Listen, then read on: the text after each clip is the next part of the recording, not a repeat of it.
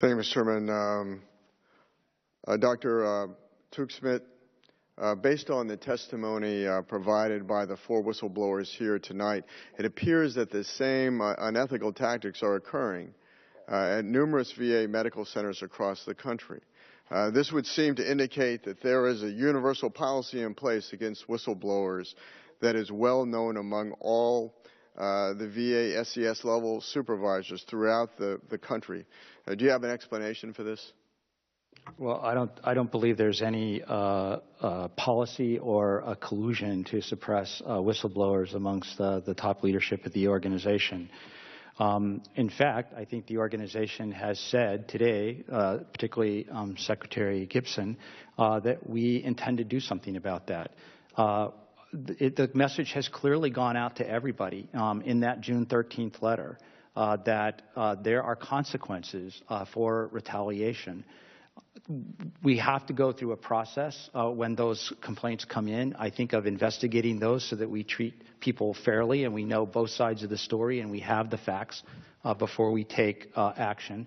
But I think that the organization, the Secretary speaks for the organization, and I think that commitment is there, and I have to take him at his word. It is clear to me tonight from all of the comments here and from the comments from all of you, we have an enormous problem. And we are a huge organization. It isn't going to change overnight. I know we're all impatient, but it's some time, I think, to fix some of these fundamental issues. It's going to start with really leadership, and we have a new acting undersecretary. We have a nominee. We will have a new undersecretary for health at some point. And I hope a new principal deputy undersecretary. And I think that the organization, that's the kind of change we need in the organization to get back on the right track. And it's but how long have you been a part of? You've been a part of leadership in the VA for quite some time. How long have you been a part of the leadership? For over 20 years, I've been. Over 20 years, and you testified tonight that this is really the first time that you become aware of the problems that were brought forward by the whistleblowers tonight. Isn't that correct? That was your previous testimony.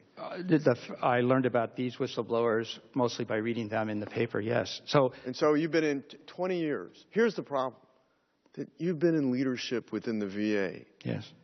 And you've been in leadership for 20 years, and you're just totally oblivious to what is occurring around you in terms of all the problems. And it really wasn't until that it's become a national story that now you're suddenly aware of them. And I think that really speaks to the culture of the VA and the problem, and that if not for the whistleblowers who have come forward, we would never be aware of the magnitude of the problems that exist today, because the leadership, or the lack thereof, never brought these issues forward.